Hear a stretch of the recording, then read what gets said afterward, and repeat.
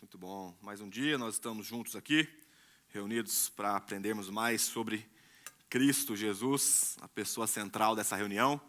E eu queria, mais uma vez, estimular vocês sobre o nosso... Eu deixei aberto que eu coloquei o microfone, gente. Eu esqueci de fechar minha golinha padre aqui.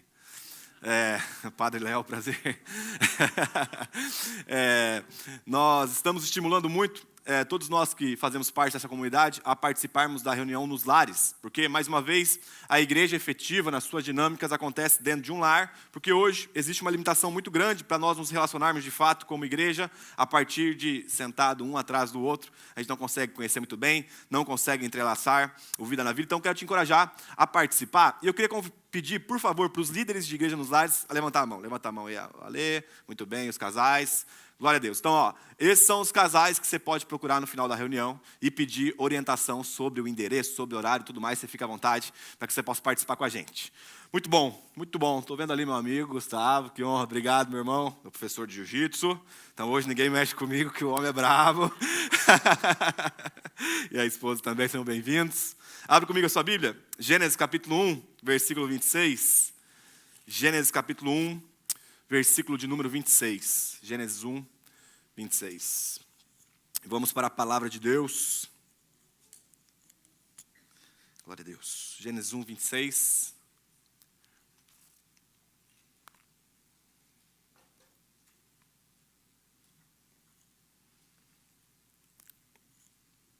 A Bíblia diz. Gênesis 1, 26. E Deus disse: façamos o ser humano à nossa imagem, conforme a nossa semelhança. Tem ele domínio sobre os peixes do mar, sobre as aves do céu, sobre os animais domésticos, sobre toda a terra e sobre todos os animais que rastejam pela terra. Assim Deus criou o ser humano à sua imagem, a imagem de Deus o criou, homem e mulher os criou. E Deus abençoou e lhes disse: sejam fecundos e multipliquem-se, encham a terra e sujeitem-na. Tenham domínio sobre os peixes do mar, sobre as aves do céu e sobre todo animal que rasteja pela terra. Vamos orar mais uma vez? Convidar você a curvar sua cabeça. Pai, muito obrigado por esse momento de família. Nós oramos mais uma vez, Senhor, por espírito de sabedoria e de revelação, Senhor.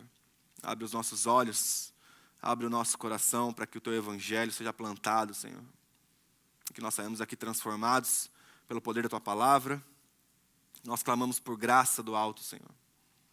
Ajuda-nos a compreender a Tua palavra de acordo com a Tua vontade. Ajuda-nos a compreender o Seu soberano propósito, segundo a Tua vontade. Guia-nos, Senhor, guia-nos. Guia-nos nessa manhã. Nós temos total consciência da nossa finitude, das nossas limitações, por isso nós clamamos por uma revelação celestial, Senhor. Espírito Santo de Deus, sensibiliza o nosso coração, que o nosso coração possa ser uma terra fértil, e nós possamos provar do poder do Teu Evangelho. Nós oramos por isso, em nome de Jesus. Amém, amém. Glória a Deus. Uma das palavras que nós mais vemos nas Escrituras, se você é um leitor dedicado aí da palavra de Deus, é a palavra multiplique-se. Então, especificamente em Gênesis capítulo 1, versículo 26, a palavra multipliquem-se, está envolvido a procriação, a termos filhos.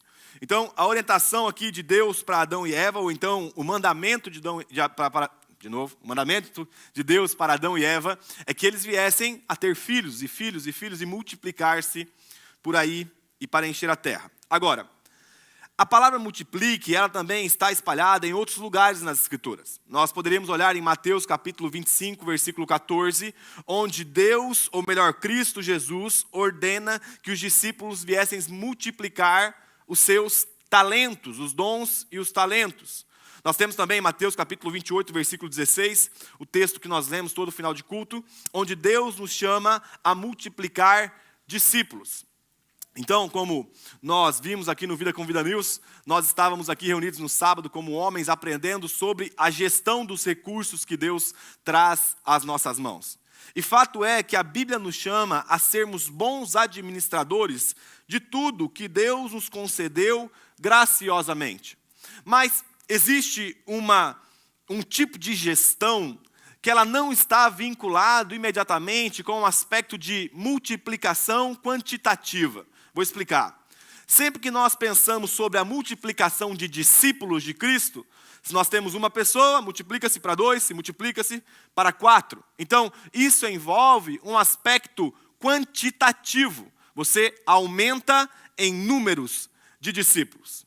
Só que, quando nós olhamos para aquilo que as Escrituras nos diz sobre a gestão do nosso tempo, nós não podemos pensar em gerir o nosso tempo para multiplicarmos ele no sentido quantitativo, porque é impossível. Você se esforçando ou não, você tem 24 horas por dia e pronto, acabou. Não adianta você ser bonito, feio, rico, pobre, não importa. Todos nós temos 24 horas por dia e é isso que Deus nos concedeu graciosamente.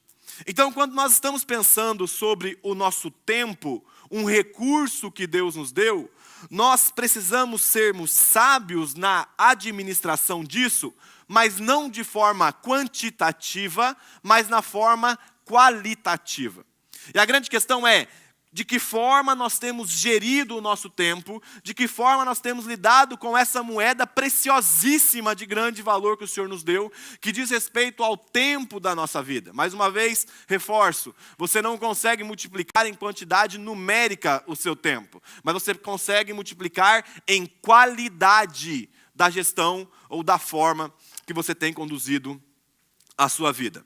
Efésios capítulo 5, versículo 15, o apóstolo Paulo diz assim: portanto, tenham cuidado com a maneira como vocês vivem, e vivam não como tolos, mas como sábios, aproveitando bem o tempo, porque os dias são maus.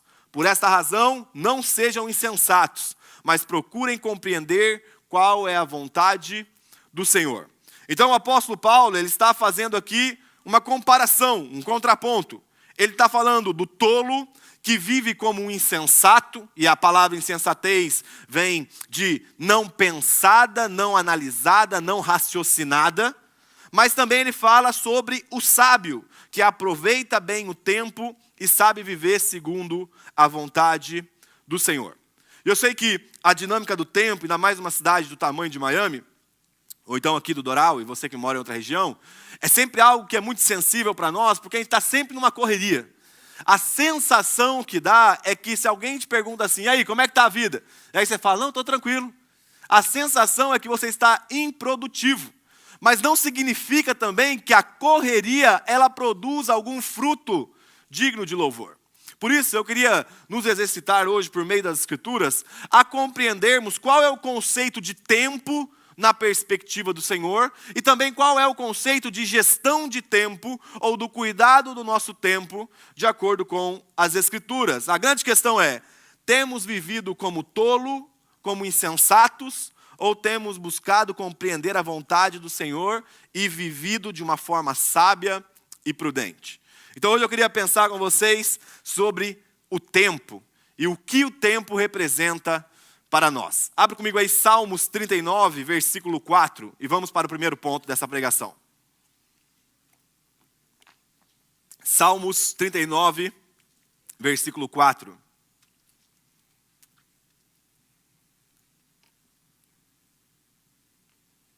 Salmos 39, 4.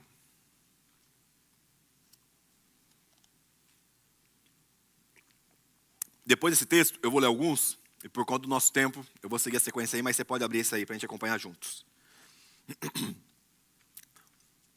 Salmos 39, versículo 4, a Bíblia diz: mostra-me, Senhor, como é breve o meu tempo na terra. Mostra-me que os meus dias estão contados e que a minha vida é passageira. A vida que me deste não é mais longa do que alguns palmos, e diante de ti, toda a minha existência não passa de um momento. Na verdade, o ser humano não passa de um sopro. Gênesis capítulo 2, versículo 7. Então o Senhor Deus formou o homem do pó da terra e soprou em suas narinas o fôlego de vida, e o homem se tornou um ser vivente. Agora Jó capítulo 41, versículo 10, vai só ouvindo aí por enquanto. Jó 41, 10. Quem então será capaz de se erguer diante de mim? Quem primeiro deu algo a mim para que eu tenha de retribuir-lhe? Pois o que está debaixo de todos os céus é meu. Lamentações, capítulo 3, versículo 22. As misericórdias do Senhor são a causa de não sermos consumidos, porque as suas misericórdias não têm fim, renovam-se a cada manhã. O primeiro ponto dessa pregação e a nossa primeira mudança em relação à concepção do tempo é que o tempo que Deus nos deu é um presente. O tempo é um presente, o tempo é uma dádiva. Nenhum de nós aqui pagou nenhum dólar, nenhum centavo de dólar para recebermos algo do Senhor como se o Senhor nos devesse algo. O tempo que Ele nos deu, de acordo com o salmista, é uma vida que foi dada. No início, Gênesis capítulo 2, versículo 7, quando Deus forma o homem do pó da terra, Ele não forma o homem porque tinha uma dívida prévia à existência da humanidade. Isso que nós provamos hoje de vida e de tempo é totalmente dádiva e presente do Senhor. E essa é a primeira consciência que tem que entrar dentro do nosso coração e dentro da nossa mente, para que nós possamos deixar de uma vez por todas de ser crente rabugento. Porque grande parte das vezes nós pensamos assim: amanhã é segunda-feira. Lá no Brasil tinha a síndrome do Faustão. Quando dava a hora do Faustão, do Faustão também, ali do Fantástico do Faustão, dava a hora do Fantástico do Faustão, aí a galera entrava em crise. Aos que nasceram aqui, que eu sei que tem muitos jovens que nasceram aqui, Faustão, gente, era um senhor que fazia um programa totalmente antiquado e fora do tempo na TV brasileira, mas encantou muitas pessoas, inclusive os meus pais. Então, quando dava o horário ali, mais ou menos 6 e pouquinho, quase 7 da noite, começava a dar aquela palpitação no peito, porque segunda-feira está vindo aí segunda-feira aqueles testes do trabalho, meu Deus, mais um dia, mais uma semana que começa. Mas escuta, isso é um presente de Deus para nós. A segunda-feira não é uma conta que Deus está pagando pela sua existência, mas é uma graça, é uma misericórdia que se renova a cada manhã sobre nós e nos concede a dádiva da vida e a dádiva do tempo. Portanto, a primeira postura que um crente tinha que ter ao acordar é gratidão. Gratidão é levantarmos as mãos para o céu e falar: Senhor, muito obrigado, porque eu não mereci esse dia, não te dei nada antes, conforme está escrito em Jó, para que o Senhor tivesse que me retribuir, mas o Senhor me deu vida e vida gratuitamente. O senso de gratidão que brota do nosso coração precisa alternar, ou então transformar essa mentalidade que temos de às vezes sermos extremamente reclamões. Meus irmãos, diferente da filosofia mais cética, a vida não é um peso. Ela pode se tornar um peso, mas ela é, em essência, um presente. O tempo que o Senhor nos deu é uma dádiva. O tempo que o Senhor nos deu é um presente. Para e pensa comigo, gente. Quantas coisas boas nós já vivemos até aqui. E eu digo em diversas áreas da sua vida. Quantas coisas boas que você provou porque o Senhor permitiu que você tivesse vida. E talvez você estava pensando assim: mas você não sabe dos problemas. E gente, só tem problema aquele que está vivo. Defunto não tem problema. Não tem preocupação. A gente tem aqui um cemitério, né, bem em frente o prédio da nossa igreja. Vai lá, está todo mundo calminho. Ninguém está estressado. Ninguém está bravo com nada. Então, se você está bravo com algo, é porque tem vida. É porque tem misericórdia do Senhor sobre nós. É porque você pode, ainda no meio do problema, dar um sorriso e pensar: rapaz, que privilégio poder viver isso, porque eu estou vivo. Que privilégio poder chegar em casa, dar um abraço na minha esposa. Que privilégio chegar em casa, dar um abraço no meu filho. Que privilégio eu ter um trabalho para trabalhar. Que privilégio eu poder viver essas dádivas que o Senhor me concede. Por quê? Porque o primeiro ponto é que o tempo é uma dádiva. A vida que Deus deu a nós. A gente sempre tem um vício de nos centralizarmos na história como se a vida começasse a partir de nós. Mas, gente, presta atenção. De eternidade a eternidade, Deus é.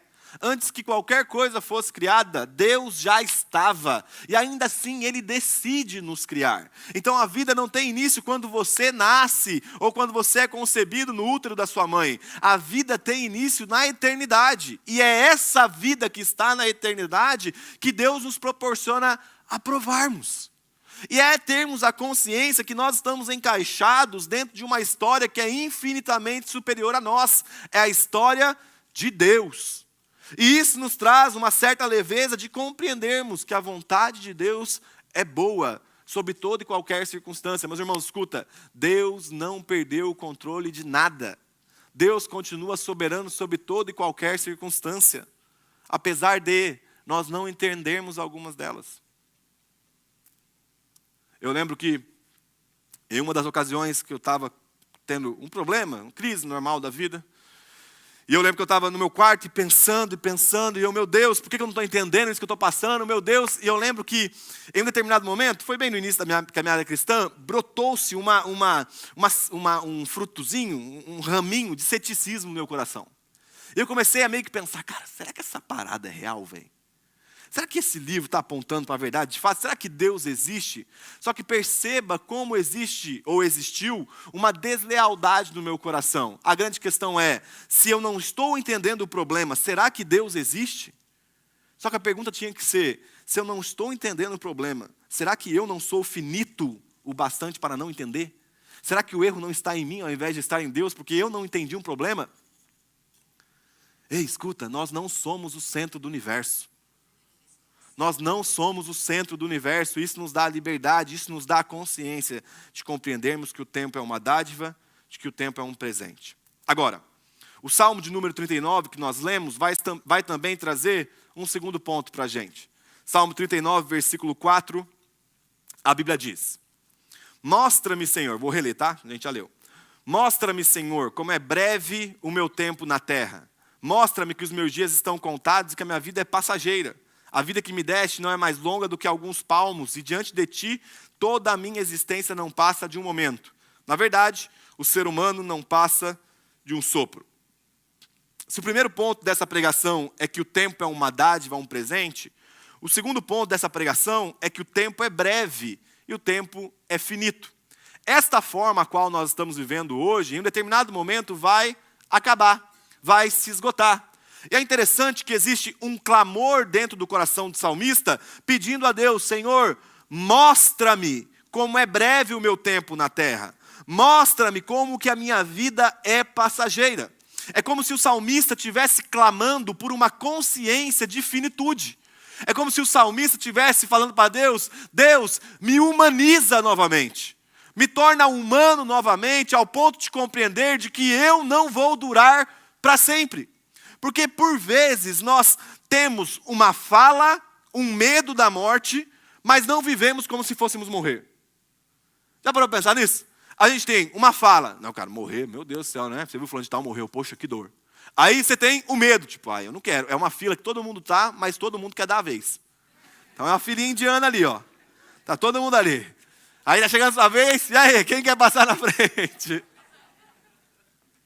Aqui eu sou mansinho, pode passar na minha frente, não tem problema. Só que o salmista está falando, ei, traga a mim, Senhor, a minha consciência de que eu sou um ser finito. Vou te mostrar como que às vezes nós somos enganados pelo conceito de eternidade, da forma equivocada de eternidade se compreender. Quantas pessoas que não pensou assim, ó, amanhã eu arrumo isso. Amanhã eu começo a cuidar da minha saúde. Não. Amanhã eu peço perdão para tal pessoa. Meus amigos, deixa eu te perguntar uma coisa. Como que você tem certeza que você vai ter amanhã? Como que você tem certeza de que amanhã é um dia garantido de vida nessa forma que nós estamos vivendo? Logicamente temos a fé na eternidade, mas desta maneira a qual nós vivemos hoje, nesse sistema ordinário, conforme Eclesiastes, debaixo do sol, é até chegar o momento da nossa morte. Então, por vezes, nós estamos falando que, não, eu consigo entender que eu vou morrer, mas a gente empurra todas as coisas para amanhã, e a pergunta é, e se não houver amanhã? E se o amanhã for tarde demais? E aí nós chamamos isso na modernidade de um vício chamado procrastinação. Não, meus irmãos, é má consciência de eternidade. É má consciência daquilo que o Senhor nos deu como presente, que é o tempo. Salmos de número 90, versículo 10, a Bíblia diz, olha aí, Salmo 90, 10. Os dias da nossa vida sobem a 70 anos, ou em havendo rigor, ou vigor, a 80. Neste caso, o melhor deles é canseira e enfado, porque tudo passa rapidamente e nós voamos. Vou repetir. Os dias da nossa vida, o salmista está falando, gente, se nós lêssemos a Bíblia, gente, presta atenção, os dias da nossa vida sobem a 70 ou em havendo vigor a 80 anos. Então, o salmista está falando, gente, passou ali, já é hora extra. Passou ali, já se considera como um beneficiado da graça de Deus. Porque é o seguinte, é 70 ou 80 anos. 80 anos, se tiver vigor, porque depois disso, é canseira e enfado. Gente, eu ligo para minha avó. A minha avó, putz, é uma mulher incrível, ela foi responsável por cuidar de mim, porque minha mãe e meu pai trabalhavam muito. Mas eu ligo para ela, ela começa, Léo, ora por mim. Aí eu já começo a fazer a listinha. Meu joelho, meu coração, minha cabeça, não sei o quê. Aí eu falo, vó do céu, eu entendi que está faltando vigor, mas ela está se aproximando do 80. E é o que a Bíblia está nos falando. Olha, até 70 anos de idade, você ainda é alguém vigoroso. Mas chegando a 80, nesse caso, o melhor é canseiro e enfado. Por quê? O foco não é a idade, gente. Presta atenção. O que a Bíblia está falando é que tudo passa rapidamente. Eu não sei se já teve a oportunidade de sentar com alguém mais idoso, mais experiente, e ouvir ele triste. Ouvir ele se entristecendo, porque agora não tem mais tempo para fazer algo que ele deveria ter feito no tempo ao qual ele deveria fazer. Já sentou com aquela pessoa extremamente arrependida? Que falou, por que eu não fiz isso antes? Por que eu não falei com aquela pessoa antes? Por que eu não dei um abraço antes? Por que eu não falei esse eu te amo antes? Por que eu não fiz isso antes de acontecer? E essa é a grande questão. Porque a nossa consciência de eternidade é totalmente deturpada, gente. Se nós compreendermos que o tempo é um presente, uma dádiva, mas também que essa dádiva é como se fosse uma água que escorre pelas mãos, nós seríamos muito mais gratos e responsáveis pela vida que Deus nos deu. A grande questão e a pergunta que fica para a gente aqui, na verdade eu poderia complementar, é que a beleza de uma vida idosa, a beleza da velhice, está em ter sabedoria de que a vida passa. A beleza da velhice está em ter sabedoria que a vida passa. E a grande questão é, a sua vida passou pelo quê? No final, quando você for fechar a continha matemática, qual foi o propósito que você se deixou desgastar? Porque talvez, no final das contas, quando a gente for fechar o cálculo da vida, nós vamos perceber que nós nos tornamos ricos daquilo que não tem valor. E esse é o meu medo, meus irmãos. Eu chegar no final da minha vida e perceber que eu me tornei um homem rico daquilo que não tem valor. Daquilo que é inútil à luz da eternidade. Daquilo que na conta matemática eu percebo que talvez eu seja o maior pobre de todos os tempos, porque eu valorizei aquilo que nunca teve valor. Não que não era importante, mas é que não tinha valor de fato. Sabe, se nós podemos viver a vida que Deus nos deu de duas formas, como um tolo ou como um insensato, eu queria que nós fizéssemos agora um exame de consciência. Como se fosse uma autoanálise aqui, até meio como se fosse uma autoanálise filosófica, psicológica, para que nós pudéssemos avaliar se nós estamos gastando o nosso tempo como um tolo de forma insensata, ou se nós estamos investindo o nosso tempo e vivendo de forma sábia. A primeira forma de se viver como um tolo, como um insensato, está lá em Eclesiastes capítulo 6, versículo 7. Eclesiastes capítulo 6, versículo 7. Vamos ver a primeira forma de se viver a vida que Deus nos deu, que seria por meio da tolice, de uma forma insensata. Eclesiastes 6, 7, a Bíblia diz: todo o trabalho do ser humano é para a sua boca, contudo o seu apetite nunca se satisfaz. Vou repetir. Todo o trabalho do ser humano é para a sua boca, contudo o seu apetite nunca se satisfaz. A primeira forma de se viver uma vida gastando tempo, perdendo tempo de forma insensata, é viver por meio da ganância. Eu acho que muitos aqui já sabem, a gente se casou muito novo, né? Nós nos casamos, eu tinha 19 anos de idade. E quando eu fiz 18 anos de idade, meu pai me deu, eu não sei, aqui acho que nem tem essa moto, mas é uma Bros. Lá no Brasil, quando sabe o que é uma Bros, os homens principalmente, uma Brozinha, 125, todo mundo lembra. Tinha uma Brozinha, que é uma motinha, como se fosse uma motinha meio de estrada, mas é uma motinha boa. Eu lembro que eu fiz 18 anos de idade, meu pai falou, não posso te ajudar com muita coisa, vou parcelar essa moto aqui, vou te dar, e aí você começa a vida a partir da moto. E eu, glória a Deus, a motinha, imagina, 18 anos de idade, e aí eu tinha acabado de me converter, eu lembro que eu peguei a moto e tal, e aí eu comecei a ir para a igreja, na época lá em Minas Gerais. E aí eu ia para a igreja com a minha motinha, com a minha broizinha, felizinho, chegava lá, participava do culto, passado-se um tempo, eu comecei a me encantar pela minha nega, e aí a gente depois, logicamente, de um processo, começamos a namorar.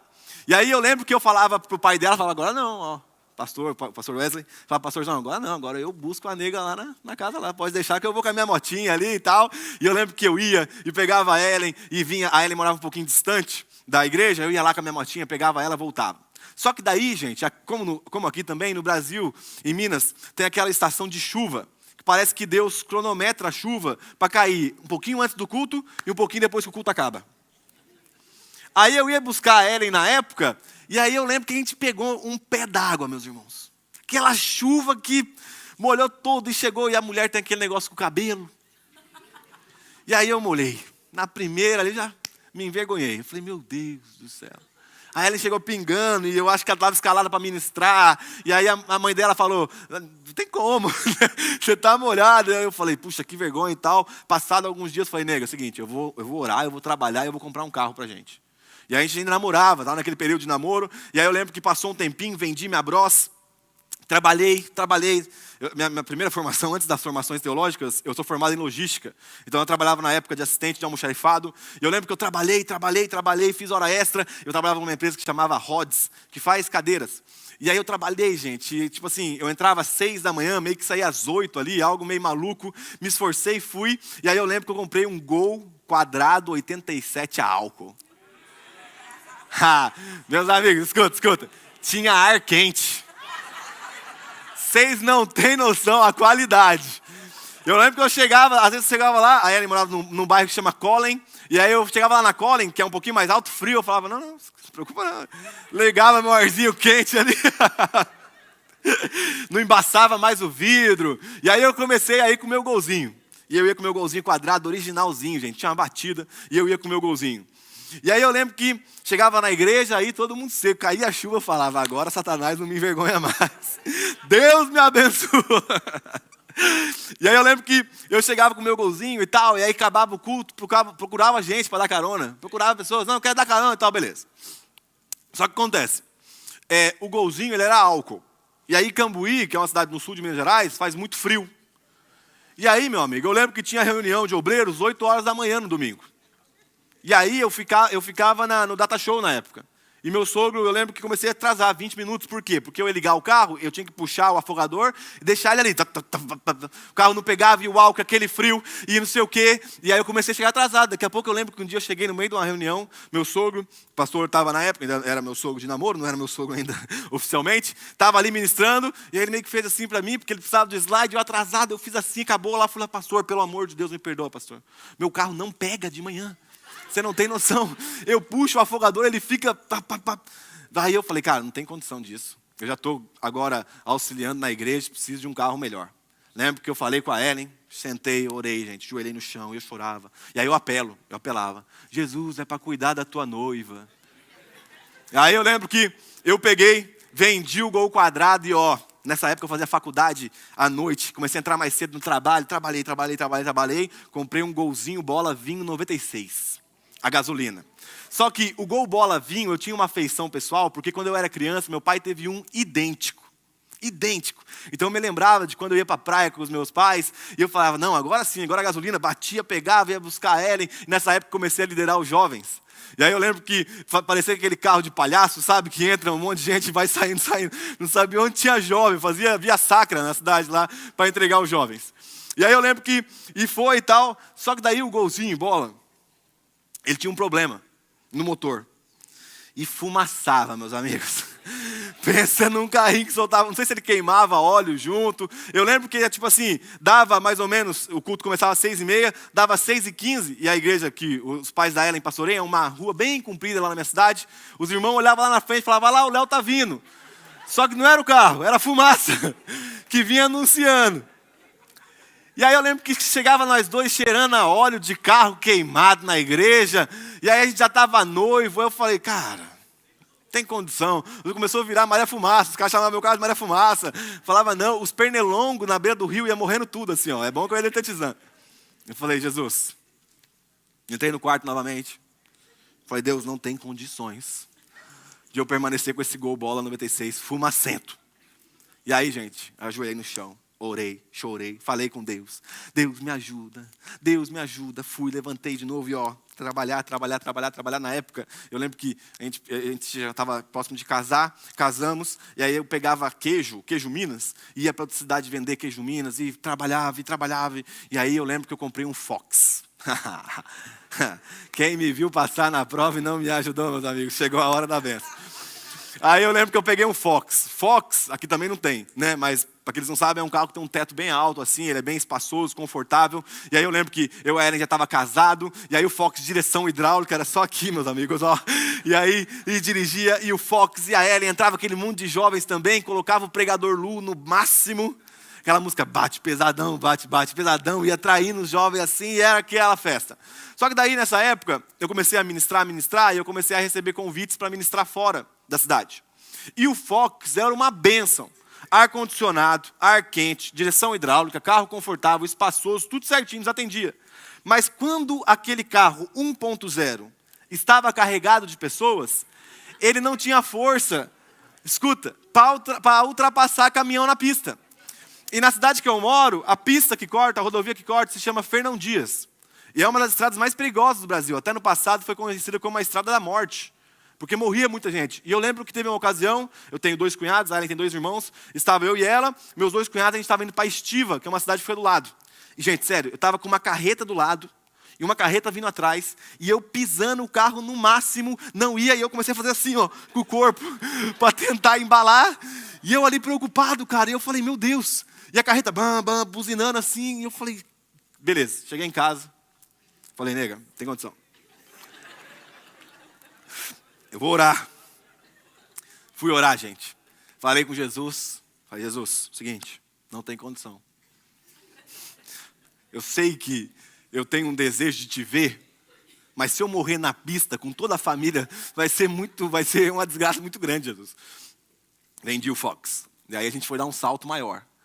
Só que daí, gente, ó, nessa época ele também trabalhava ainda, não tinha o TEL. Trabalhava, corria. Aí nós compramos um HB20, 1.6 prata. Meu amigo, HB20 era o sonho de consumo, meu. E eu lembro que a gente comprou o HB20, aí sim, 1.6. Puxa, acelerava assim, ia aqui. E aí, ar-condicionado, ar quente, a gente feliz. Um HB20, passou uns 3, 4 meses, minha esposa engravida. E aí, adivinha? No porta-mala não cabe um carrinho de bebê no HB20.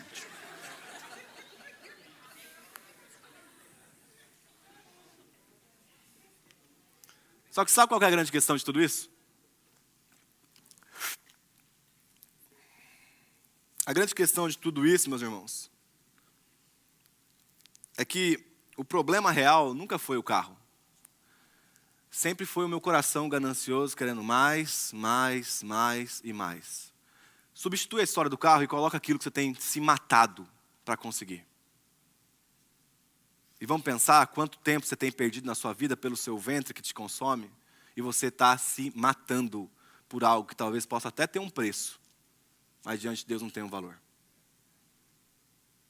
Porque escuta, o nosso ventre é insaciável. Nunca o carro vai ser bom. Nunca a casa vai ser boa. Nunca vai ser a quantidade de dinheiro que você precisa. Por quê? Porque isso daqui, meus amigos, não tem fim. Nós nunca estaremos satisfeitos. Então todo aquele que vive uma vida na ganância, não, e a gente usa uma desculpa muito clássica às vezes, sabe? Eu estou fazendo por causa da minha família. Você tem coragem de se matar por causa da sua família? Tenho, então faz o seguinte, vive por causa dela. E não que eu esteja pregando aqui para que você não possa ir atrás dos recursos, estudar para que você tenha uma boa vida. Não estou falando contra isso. Eu estou falando contra aquilo que te tira da coisa mais preciosa que Deus te deu. Que é cuidar do seu lar, meus irmãos. No final da vida, o seu patrão não vai lembrar quantas horas extras você fez. no final da vida, sua empresa não vai lembrar o quanto que você tirou de prolabore, mas eu te garanto que teu filho vai lembrar cada vez que você não foi assistir ele jogar bola. Eu te garanto que a tua esposa vai lembrar todas as vezes que ela dormiu sozinha. Só que aí nós estamos ficando ricos, num país que nos estimula a sermos ricos, daquilo que não tem valor. Eu acho tão bonito quando eu chego para conversar com algumas pessoas, as pessoas falam assim, o que eu tenho está bom. E eu vejo uma paz de espírito naquele coração. Falo, sério, tá bom, tá bom. A pessoa tem uma boa vida. Repito, trabalhe, seja excelente, corra atrás, dê o melhor que você pode para sua família, mas não negocie algo que é precioso, porque a ganância... Escuta, Eclesiastes está falando para a gente, e nós estamos lendo o livro do homem mais rico do mundo da sua época, e ele fala, todo o trabalho do ser humano é para a sua boca, contudo o seu apetite nunca se satisfaz.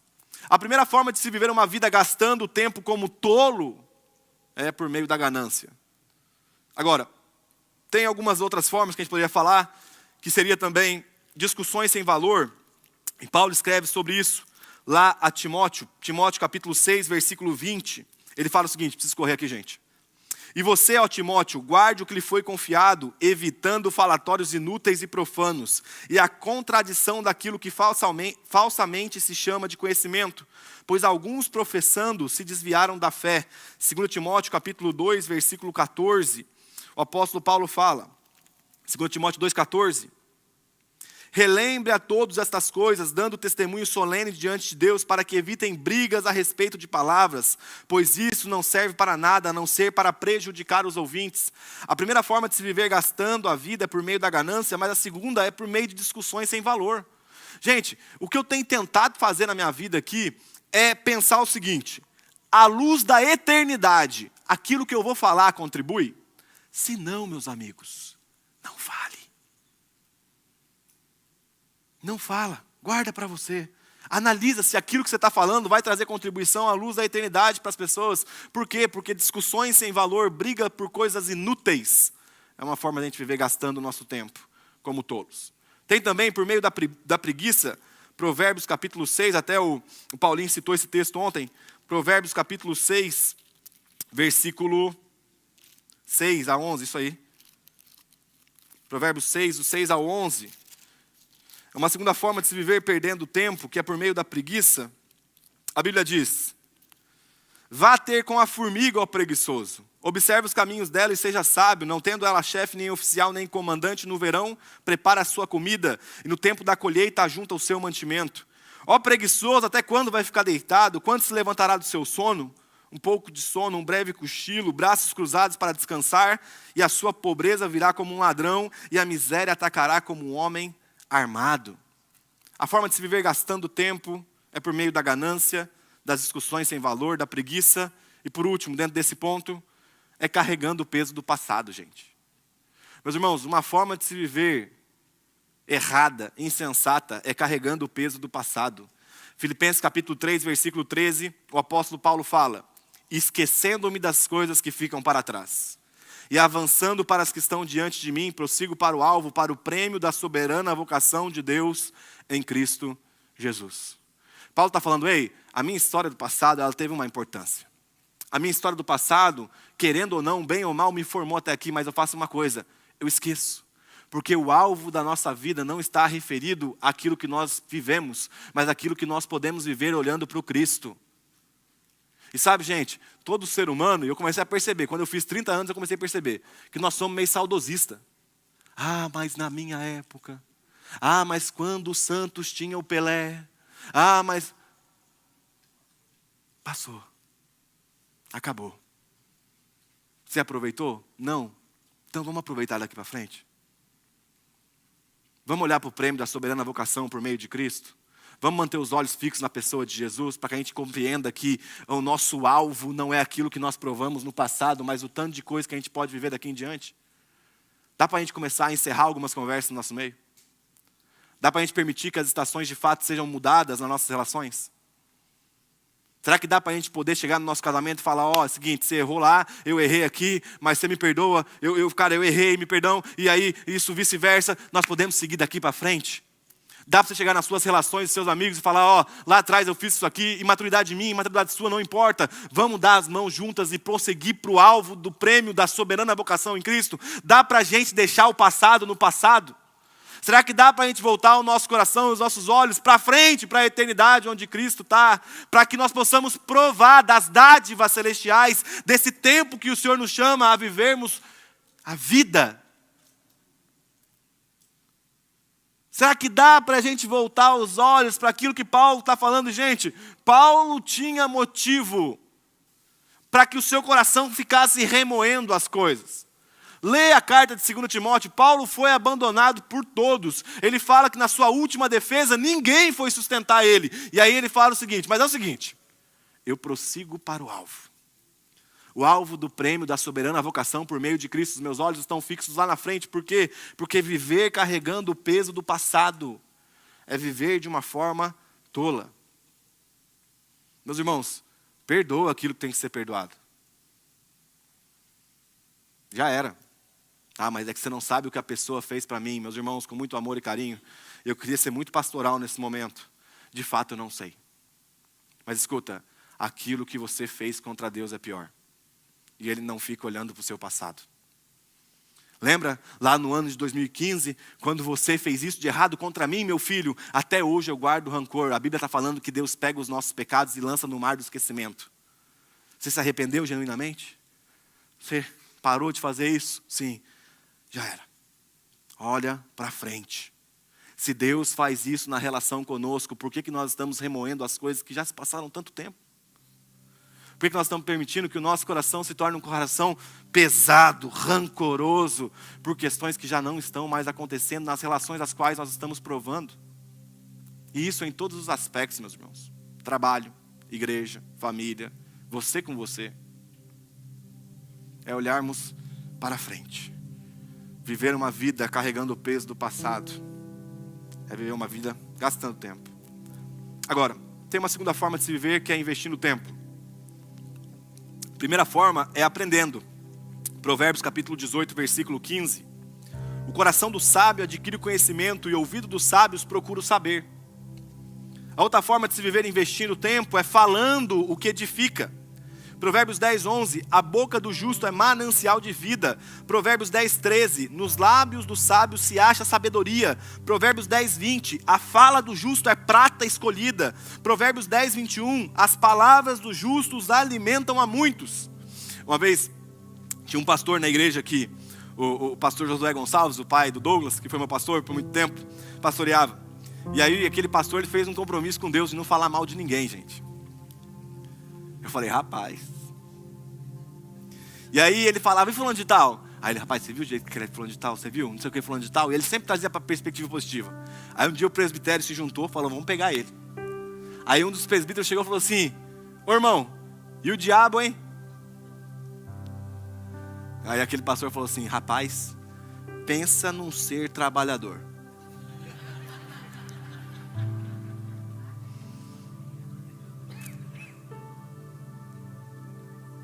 Só que, cara, acho que esse é o nosso desafio das nossas relações, gente. Ah, o fulano de tal, rapaz, mas o cara tá lá, velho. Ah, mas a família do fulano de tal, pô, mas é que...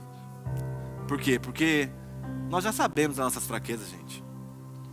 Ninguém precisa, todo mundo sabe da sua falha. Todo mundo faz um exame de autoconsciência quando deita no travesseiro para dormir, gente. Todo mundo enxerga as coisas, por isso nós temos que voltar a falar aquilo que edifica, ou ao menos chamar para fora a virtude de Cristo que está no coração. Aquela pessoa é mentirosa, aquela pessoa é mentirosa, aquela pessoa é mentirosa. A partir de agora eu falo, ei meu irmão, você que carrega a verdade de Cristo, lembra disso. Você que tem a palavra da verdade habitando e encharcando o seu coração, lembra disso. Ah não, aquele irmão que tem dificuldade na relação. Ei meu irmão, você que é manso e humilde, lembra disso. Porque falar o que edifica é que traz alimento às pessoas.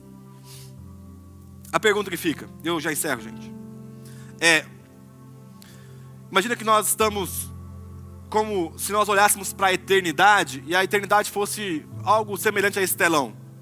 E imagina que a eternidade, assim como o refletor, ele traz luz então a esse ambiente. A pergunta que fica é: as nossas práticas, a luz, a clareza da eternidade, ela tem valor? E aí você pode pensar assim: Léo, é que eu sou uma pessoa muito ocupada. E eu também sou. E eu queria que você fizesse um exame de consciência para ver se você tem gastado ou investido o seu tempo. Porque a partir do momento que nós compreendemos que o tempo é uma dádiva, é um presente, que ele é breve e finito, nós precisamos priorizar algumas coisas nas nossas agendas. Muitas coisas são importantes. Nós temos muita coisa para fazer, gente. Mas a partir desse entendimento correto, nós precisamos começar a pensar o que de fato é muito importante. E talvez você possa estar pensando: então, mas é que a minha rotina é muito corrida, eu tenho muita responsabilidade. Meu irmão, se eu faltar na empresa, a empresa quebra. Beleza. Eu imagino, na Bíblia tem um homem que acordava de manhã e ele tinha uma responsabilidade muito pesada, gente. Eu imagino esse homem acordando de manhã e aí ele dando aquela despreguiçada clássica e ele falando assim: ai, deixa eu ir salvar o mundo. Já imaginaram como é que era a vida de Jesus? Ele acordando de manhã e dando uma despreguiçada e falando: ai, tem uma galerinha aí que eu tenho que salvar. Olha, eu respeito o seu trabalho deve ser muito importante dentro daquilo que você faz, mas eu creio que o de Cristo era muito mais importante do que o nosso trabalho. Só que, mesmo Cristo tendo um trabalho muito importante, tinha algo que ele jamais negligenciava. Marcos capítulo 1, versículo 35. Tendo-se levantado de madrugada, quando ainda estava escuro, Jesus saiu e foi para um lugar deserto, e ali orava. Lucas capítulo 5, versículo 16. Jesus, porém, se retirava para lugares solitários e ali orava. Mateus 14, 23. E tendo despedido as multidões, ele subiu ao monte a fim de orar sozinho. Ao cair da tarde, ele estava lá, a sós. O tempo é uma dádiva, um presente. O tempo é breve, é finito. Mas existe um tempo, e esse é o terceiro ponto, dentro do tempo, que é essencial. E o tempo dentro do tempo, que é essencial para nós, é o tempo de comunhão íntima com Deus. Meus irmãos, quando nos falta comunhão íntima com Deus, o gabinete pastoral fica cheio. Quando nos falta tempo de intimidade com Deus, a fofoca, a picuinha toma conta das nossas relações. Quando nos falta tempo de comunhão e intimidade com Deus, qualquer tipo de negócio que nós vamos dar um jeitinho, acontece no nosso meio. Por quê? Porque aquilo que nós deveríamos voltar à nossa vida, ao nosso ser, nós estamos negligenciando. Apesar da sua vida ser corrida, apesar de termos muitas coisas para fazer, se o próprio Cristo foi capaz de separar um tempo para ter tempo de intimidade e comunhão com Deus, por que nós temos negligenciado isso, gente? E com muito amor eu digo, não é assim: Pai, abençoa o nosso almoço hoje em nome de Jesus. É entrar no quarto e despir o seu coração. Pastor Josué Gonçalves, mais uma vez citando ele aqui, ele tem uma clínica de recuperação de casamento, o SOS Casamento. E para casais que estão totalmente destruídos, traição, às vezes até coisas, enfim, bagunçadas, vão lá, ficam 4 dias na clínica para poder se recuperar, né? Serem tratados, ministrados, lá no Brasil, em Bragança Paulista. E aí, eu lembro que um dia eu conversando com ele, eu falei: pastor, qual que é a maior causa de divórcio hoje, né, no Brasil? Eu imaginei que ele ia falar traição, adultério, porque geralmente é isso que faz os casais mais se separar. E aí ele falou que 70% dos casais que estão lá são casais que têm dificuldade no diálogo. Eu falei. Ele fala: não, os caras chegam aqui, ninguém traiu ninguém. Ninguém bateu em ninguém, eles não sabem conversar. Escuta, 70% de 100, de 10 pessoas, 7 vão para uma clínica de recuperação de casamento porque não sabem conversar umas com as outras. Só que Efésios capítulo 5, o apóstolo Paulo vai falar que nós somos noiva de Cristo Jesus. E a grande pergunta que fica é: se na sua relação com Cristo, nós somos comparados como um noivo ou o noivo e a noiva, se hoje analisássemos pelo diálogo que temos com o Senhor, será que nós estaríamos casados ou divorciados do Senhor? Porque imagina só eu olhar pela manhã para o rosto da Ellen e falar: Ellen, muito obrigado por essa noite que você me deu. Em nome de Jesus, amém.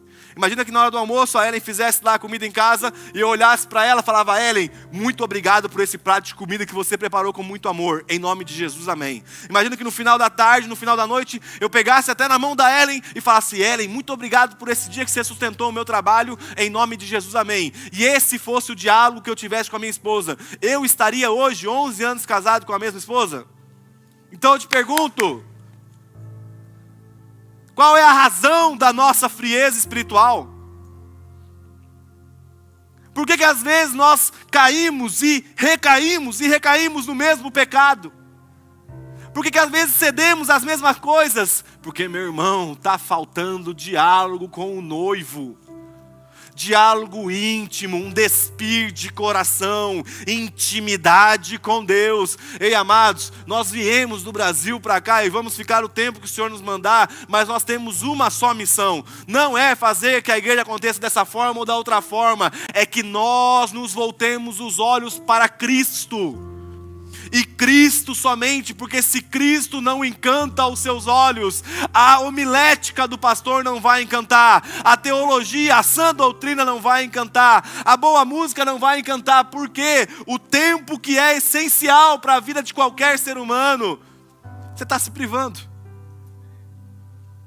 Escuta, Deus não quer te abençoar com um carro, Deus não quer te abençoar com uma casa, Deus não quer te dar uma boa saúde somente.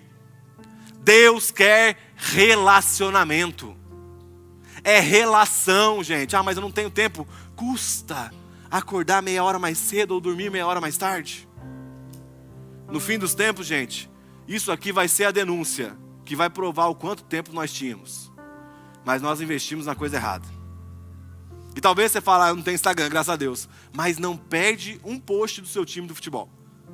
Cara. Mateus capítulo 6, versículo 6, Jesus fala: ao entrar no seu quarto, fechada a porta, ore o seu pai que está em secreto. E o seu pai que vem em secreto lhe dará a recompensa. Martim Lutero falando sobre isso. Como é o trabalho do alfaiate fazer roupas e do sapateiro fazer sapatos, é o trabalho do cristão orar. São João da Cruz, um teólogo místico de 1548, ele fala o seguinte: o amor é o único motor da oração verdadeira. Quem ama, ora muito. Escuta, o amor é o único motor da oração verdadeira. Quem ama, ora muito. Sabe, talvez você esteja em busca do seu propósito. Eu encerro aqui. E você fica se perguntando: para que eu nasci?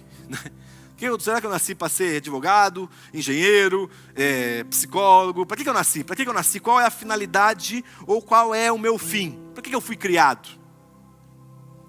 E um dia, pensando sobre isso, mais ou menos 300 teólogos formularam um documento chamado Catecismo de Westminster. Aconteceu lá em Londres. E aí eles fizeram uma pergunta: qual é o fim principal do homem? Qual é o fim principal do homem? E a resposta foi: o fim principal do homem é glorificar a Deus e deleitar-se nele para sempre. A principal finalidade pela qual você foi criado é para ter prazer na sua relação com Deus. E todas as coisas vão fluir desse ambiente, gente. Sabe quando você coloca uma peça no lugar e as outras se encaixam? É quando você coloca a posição de Deus na posição que de fato ele tem que estar. É relacionamento íntimo com Deus, gente. Aquele que melhor gera o seu tempo é aquele que não negligencia aquilo que é mais importante: ter tempo com Deus. Senão, por que queremos a eternidade? Eu creio que nós estamos aqui porque a gente quer ir para o céu. Só que o céu, gente, será um tempo de relação eterna com Deus. E se hoje isso não te encanta, por que você quer passar eternamente com o Senhor? O fim principal pelo qual nós fomos chamados e criados, gente, é ter tempo de comunhão com Deus. Pegarmos esse presente que Deus deu a nós, chamado tempo, termos a consciência de que é breve e finito, e separarmos ao menos um momento da nossa vida para entrarmos no nosso quarto e ficarmos a sós com Ele, porque foi aquilo que Cristo fez. Nós somos chamados a sermos semelhantes a Cristo. E, gente, pasmem, aquele que é parte da Santíssima Trindade orou. aquele que é parte da Santíssima Trindade, aquele que é um com o Pai, teve devoção para com Deus. Somos filhos, gente. Somos filhos. Nós somos filhos. Um dia eu estava conversando com um amigo, e aí ele falou assim, rapaz, eu fico um pouco triste quando meu filho liga para mim só para pedir as coisas. E eu sou pai. Meu filho ainda não tem celular. Mas às vezes ele pede bastante. Só que se a relação for pautada nisso, acho que eu não consegui mostrar para ele quem de fato eu sou. Deus não é o nosso baú, gente, que tira surpresas. Ou então aquele Papai Noel que tem sempre um presente para te dar. Deus é o seu presente. Ele é o presente, gente. Ele é a promessa. Eternamente com Ele. Se você tem Cristo, meus irmãos, você tem tudo.